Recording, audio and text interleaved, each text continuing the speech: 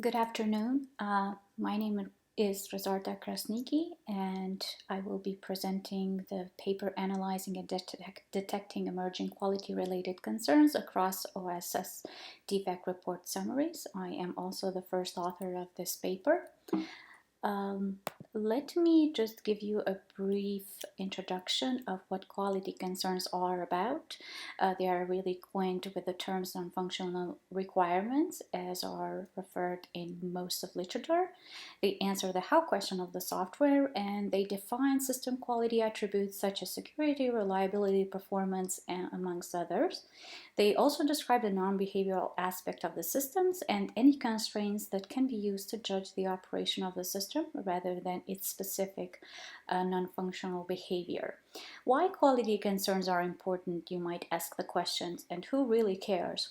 Well, non-functional requirements or quality concerns are very critical in software developments, and especially when there are many stakeholders involved in it, such as customers who care about getting the right requirements for their product, investors who are paying for the software, quality testers who ensure that the software is doing the work correctly, developers who are implementing it, and finally the stakeholders who really investigate and make this application available for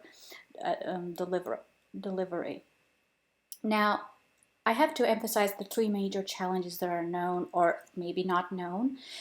And so one of the major one is a lack of elicitation of quality concerns in open source software systems. And this is really a problem because they're really hard to quantify.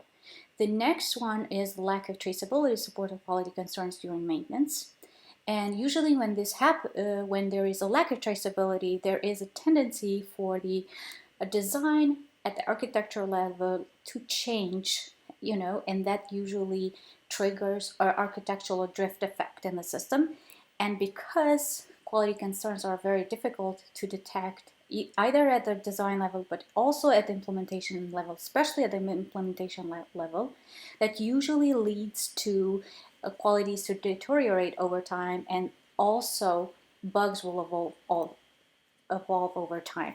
Now, I will come up with a very simple example, and this is a real-based example. I was trying to install my updates on the iPhone, and what I really found out was that everything that was happening on that update was related or was very much pertaining to quality concerns, such as issues were customizable usability features, new features on performance, new features on privacy, and fixing built-in tool performance.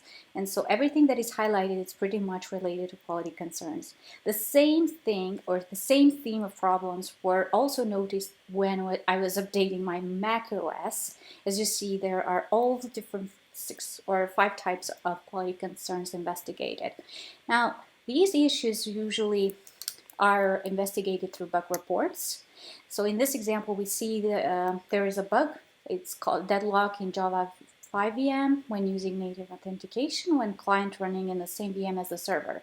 Now, these keywords that I highlighted are very important in terms of associating to specific quality concerns, like deadlock relates to performance, and Java 5 VM relates to portability, and authentication obviously relates to security. But the whole description of this bug report really means that it also concerns reliability. If you have deadlock, then obviously there is a concern of any particular changes that are not doing in a proper way or order. But if we have thousands of bug reports daily reported, it's difficult for any developers to investigate them manually. So we'd want to make this process easy as possible. So what is the really motivation and broader impact of this work? Can we improve the time dimension gap so that developers can do their job more effectively and efficiently? We come up with a solution, and we design an automated quality-related detection tool that it's supposed to detect quality concerns, different types of them, in bug reports. And this facilitates automated bug triaging, and also increases inter-developer productivity during maintenance tasks. So the 6 quality types that we really focused on were related to maintainability, reliability, usability, portability, security, and performance. mainly because those are the most predominant ones during maintenance tasks, and we followed FERPS and ISO standards. And this is just an example how we classified one type of quality type for performance. Now, going back to the main approach, our approach consists really of three parts: the data collection and pre-processing step, the bug report feature extraction, training, and evaluation. The data collection really represents the common information retrieval processing steps, such as tokenization, normalization, stop word removal, and stemming.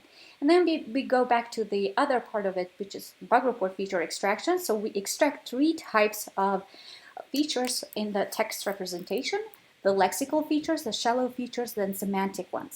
Now, the lexical features and shallow features are really approaches that were developed by previous researchers. We added the semantic version in addition to make the richer or bring richer understanding of terms in related to the quality classifications. But now, when we go back to the semantics, which we really attempted to extract all the relations between keywords in a sentence, and we realized that by extracting subject, a predicate, or verb, an object, it's more likely that it will pick up the terms that are more frequently related to quality concerns. And this example is perfectly the one that tells you how keywords that are extracted from the subject, like Tomcat, memory, and leak, are associated with performance. And then after that, we were able to do the training and evaluation step. We had to go over and implement the SMO technique because obviously not all bug reports are classified as quality-related bugs. Most of them are functional based. So in order to overcome that issue, we implemented SMO. After we did that, then we used different classifier constructions such as support vector machine, logistic regression, random forest, extra tree, and bagging. And the final step, we did the evaluation method. Specifically, we used the one-out cross-validation, and we used metric like precision recall and F measure to output the performance results. We asked three research questions. The first one was how well do selected prediction models perform in the multi-class and multi-label configuration across all quality-related types. The second question really answers how well do selected prediction models perform in the multi-class and multi-label configuration, specific quality-related types, and then to what extent do bug report summaries that are contextualized in terms of semantic, lexical, and shallow features contribute towards improved accuracy of quality-related types. Now, the part in the green really shows that a combined technique, or the three-pronged technique using combination of semantics, lexical, and shallow features usually produce better results than if we were to use any of these approaches independently. And this has been shown to perform well across all different projects, as you see. And same thing, we noticed that our approach really did well in all cases of detecting quality types for each bug reports. We did notice that portability ones, the results were a little bit lower, but that's acceptable and probably also expected, because usually we notice then when bug reports are reportability related, usually there are not many duplicate ones because developers or end users use a specific keywords to that is not common to be repeated. So the algorithm unfortunately was not maybe able to pick them up, and so that was our understanding. We also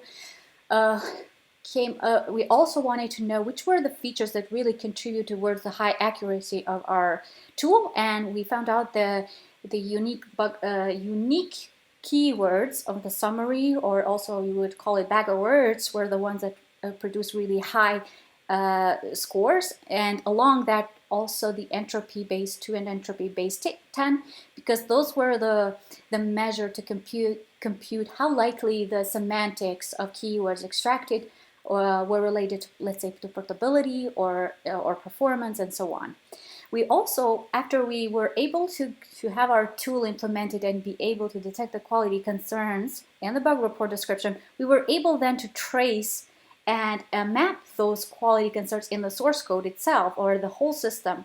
So we used, along with our tool, another visualizing tool called Code City that is able to visualize the entire code, and along that we were able to see and trace all the files or the possible buggy files related to those bug reports and where are they located. And this visualization just gives the development team some understanding and about which part of packages or even classes are more prone to errors. As you can see, performance bugs usually are more prone to errors, and they are usually very large classes because the buildings usually tell that those classes are really big in terms of size.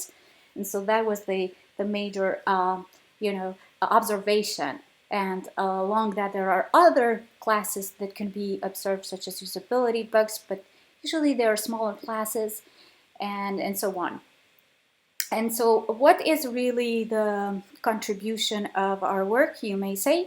So one critical point in our work is that we manually inspected and labeled our 5,400 bug reports from 6 well-known open source projects, such as Bugzilla and Jira, of which we identified 6 relevant quality-related types, including functional and non-functional requirements. We followed a rigorous method of being able to manually annotate those bugs. So 2 researchers with such first author and second author had extensive knowledge in development prior to joining academia.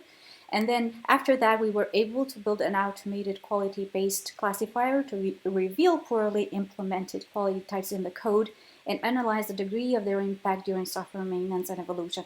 And finally, we applied our quality-based classifier as a supporting tool to visualize where quality concerns are scattered in a project and potential classes that are more prone to errors. One thing we want to make it more obvious is that we made the data available for everyone else to use it or even reproduce our work or even to extend our work and so on.